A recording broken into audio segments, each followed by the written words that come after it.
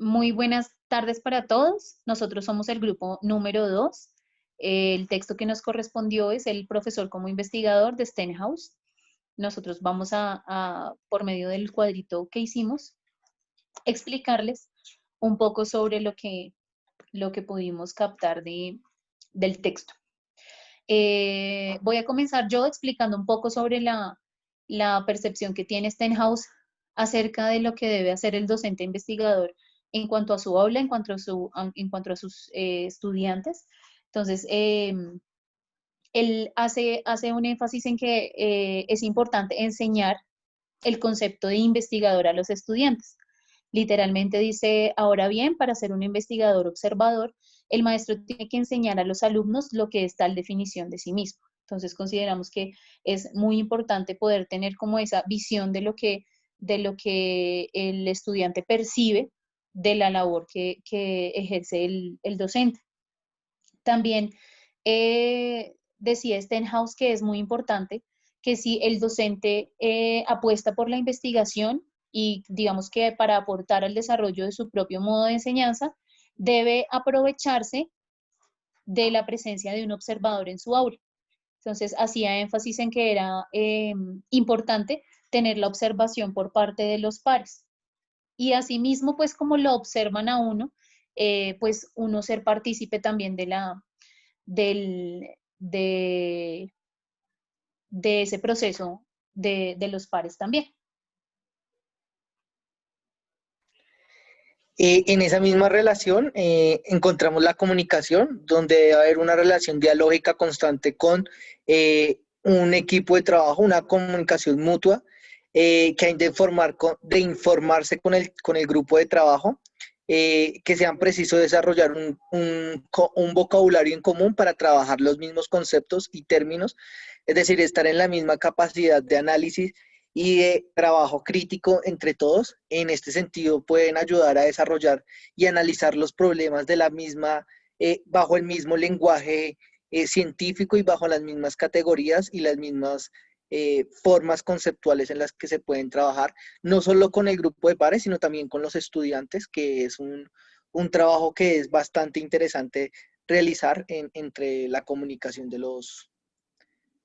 trabajo de investigación.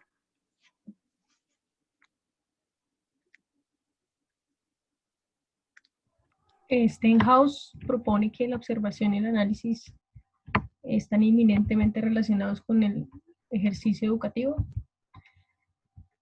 Nosotros partimos de unos datos que recogemos, tanto cualitativos como cuantitativos. Un ejemplo claro son las evaluaciones. Nosotros medimos el aprendizaje a través de evaluaciones.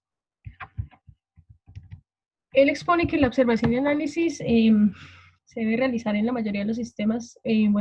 Se realiza de la siguiente manera: la mayoría de los sistemas de análisis de la interacción ignoran el contexto dentro del cual son recogidos los datos. Por ejemplo, no tienen en cuenta los datos relativos a la composición del aula o del equipo utilizado. En este sentido, frente a la contingencia que generó la pandemia, iniciamos haciendo una observación de qué tipo de recursos de comunicación, a qué tipo de recursos de comunicación cuentan nuestros estudiantes. Tenemos estudiantes que tienen acceso a internet, tienen dispositivos móviles, tecnológicos, y tenemos estudiantes que viven en el entorno completamente remoto. A partir de ahí, un análisis de cómo facilitar materiales de aprendizaje, cómo hacer la guianza al acompañante, al padre, que es finalmente quien se encuentra responsable de la educación en la casa, en el hogar, en estos momentos. Y a eso se refiere Stenhouse, a actuar la acción a partir del dato observado, ¿sí? Una acción que viene desde el análisis, y ahí se han planteado el uso de guías, la entrega de guías físicas a estudiantes en el contexto lejano, el uso de plataformas de aprendizaje virtual, la posibilidad también de hacer las clases por teleconferencias, por teléfono, y pues todas las estrategias de las que nos hemos visto pues en la necesidad de utilizar. Otro aspecto importante que menciona Stenhouse es el autodesarrollo profesional. Corrobora una de las premisas que yo tengo respecto a la docencia, y es que un docente debe estar en la capacidad para un autodesarrollo profesional autónomo mediante un sistemático autoanálisis. Eso está relacionado nuevamente con la observación, y afirma que el docente debe ser una persona dispuesta a autocapacitarse, ¿sí? Que es un trabajo constante que va de la mano con la investigación.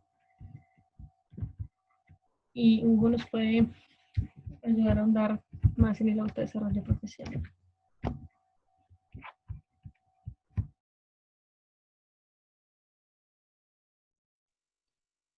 Hola, Hugo.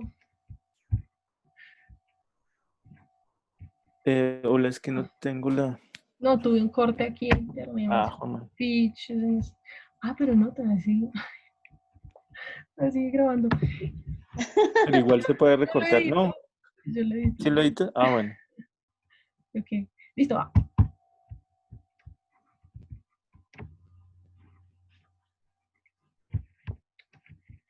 Ahí lo ves. Bueno, listo. Bueno, para terminar dentro del aspecto... ¿Cómo? Bueno, dentro del mapita conceptual tenemos el siguiente aspecto del autodesarrollo personal. Una de las cosas importantes que señala Stenhouse dentro del texto es que el estudiante no puede ser concebido como alguien ignorante, ni el docente como alguien que lo sabe todo, sino que hay una confluencia entre los dos, entre el estudiante y el profesor, para formar una comunidad de conocimiento que le permita tanto al estudiante como al profesor crecer en su forma de aprendizaje, ¿no? Y eso parece un punto importante dentro del planteamiento del docente investigador de este autor. Otra de las cosas importantes y que se conecta con ese concepto de no concebir al estudiante como ignorante, ni al profesor como el docente que lo sabe todo, es que esta investigación debe ser desarrollada dentro de la acción, a través de lo que se conoce como una experiencia fenomenológica o hermenéutica, en el sentido en que todo aprendizaje requiere de una experiencia de sujetos que se encuentren viviendo y en torno a un mundo compartido. Es decir, toda investigación parte del contexto de las vivencias tanto del docente como del estudiante. Y eso permite formar una comunidad colectiva de conocimiento. Entonces, digamos que esa es una de las conclusiones que me parece importante dentro del énfasis del docente investigador que nos da este autor Stenhouse. Muchas gracias.